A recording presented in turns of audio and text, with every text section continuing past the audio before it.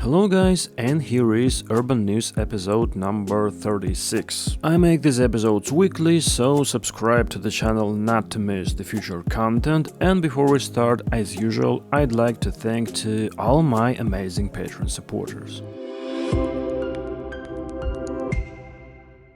El Insurgente commuter rail line in Mexico has been extended to Mexico City. It now connects the cities of Zinacantepec, located in the Toluca metropolitan area, and Lerma with the new 29-kilometer section leading to the Santa Fe district in the western part of the capital. The total length of the line will be 58 kilometers, with the final stop at the Observatory station on Mexico City Metro Line 1. The first 18-kilometer section connecting Lerma and Zinacantepec was opened in September 2023. The maximum speed will be 160 km per hour, but at the initial stages it will be limited to 80 km per hour. With the launch of Santa Fe station, passenger traffic is expected to reach 235,000 per day. New station passes through the Monte de las Cruces mountain range, where a 5-kilometer tunnel was built, and most of the route is laid on viaducts, which reduces the environmental impact and increases the safety of the route. The project, which began in 2014, was originally scheduled to be completed in 2017 with an initial cost of 38 billion pesos, but due to various technical and financial problems, the deadlines were repeatedly postponed and the final cost almost tripled to 100 billion pesos. The line uses trains built by Spanish company CAF, which supplied 20 Sevilla train sets, each of which can carry 718 passengers. Meanwhile, King County in Seattle, Washington has awarded Kiepe a contract to upgrade the batteries and chargers of 170 trolleybuses that are charged in motion. Delivery will begin at the end of 2024, and Kiepe reports that it will provide on-site service support for 5 years. 4 pilot trolleybuses have already been equipped with new traction batteries and more powerful chargers. The modernized battery has 3 times the capacity of the current ones, which allows for longer wireless operation. The second stage of the northern extension of the city subway line 7 has been launched in Wuhan, China. The total length of this extension is 15.1 kilometers, and it starts from the Hengdian station of the first stage of the Jiangchuan line. Along the line are Qintaikan station, the base of the railway industry, Baitai Road station, and Huangpi Square station. The maximum speed of trains on the line reaches 100 kilometers per hour.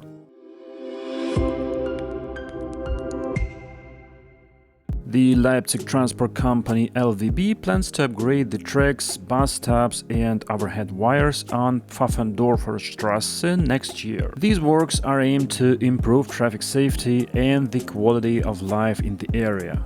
It includes redesigning the bus stop on the Lortzingstraße to make it barrier-free. To improve traffic safety, the bus stop near the zoo on the outbound route is also being rebuilt, because currently conflicts between pedestrians and cyclists are constantly occurring here, as the bike path runs directly in front of the parking lot and pedestrian crossing. The total cost of construction works is estimated at 8.7 million euros. To give public transport priority over cars in the future, traffic signals in the construction area will be adjusted. Because of the narrow width of the street, it is not possible to lay separate tram tracks along the entire length of the street. In the direction of the city center, trams will continue to run in mixed traffic between Kickerlingsberg and Ernst-Pinkertstraße. As the city of Leipzig is committed to the sustainable use of rainwater, the 3 rims directly at the zoo stop will also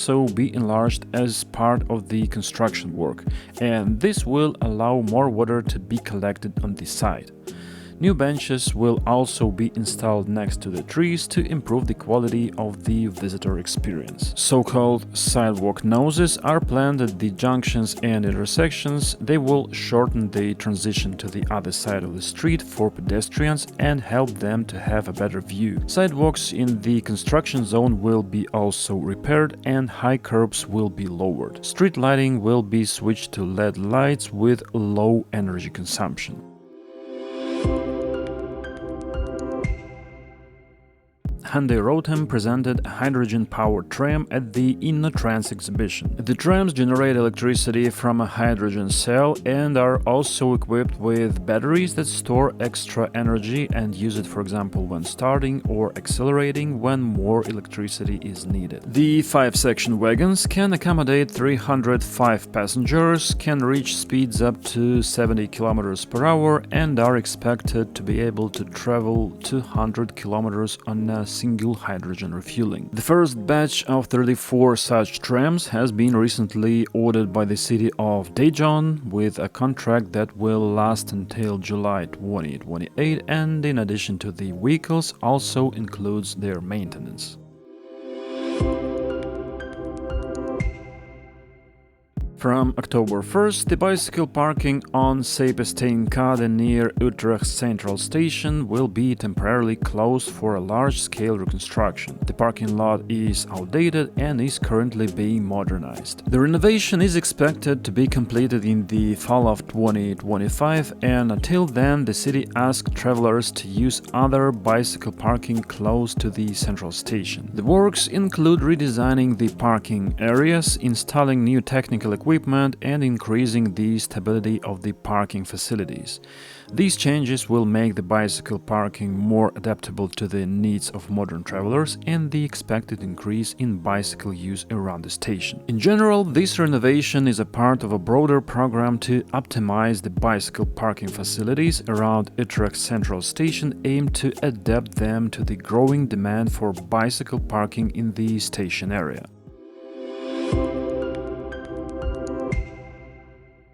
In India, the second phase of the Ahmedabad-Gandhinagar metro line was inaugurated on a 21-kilometer section with 8 new stations. It will provide access to modern air-conditioned trains and new infrastructure to thousands of daily commuters, including office workers, students, and tourists. The new extension will significantly reduce travel time between Ahmedabad and Gandhinagar, which are approximately 25 kilometers apart. Financing was provided by loans from international financial institutions, including AFD from France and KfW from Germany. In addition, the new service is expected to reduce congestion on Ahmedabad's congested streets, decrease pollution levels, and the workload on the city's existing infrastructure. In the Belgian capital of Brussels, the extension of tram line number 10 has begun operation after a ceremony with the participation of the King of Belgium. The new 5.5-kilometer-long section, which serves the northern suburb of Neder-over-Heembeek, has been under construction for the past 2 years. It branches off from the existing network in Heembeek and has 8 intermediate stops before its final stop near the military hospital. Line 10 runs through the Premetro tunnel and ends at Churchill, replacing Line 3, whose number will be reused for the automated subway line, which is currently under construction. And later it is expected that the tram route will be shortened to Rogier once the new subway runs through the intercity tunnel. The Twin Hills Landscape Park has been opened in Shanghai. It is an artificial landscape consisting of 2 man-made mountains up to 50 meters high, with more than 7,000 trees planted and a waterfall arranged. The park is located on the side of an old steel mill above a multi-level parking. This $285 million project was under construction for almost 7 years and was designed by French landscape architecture company Agence.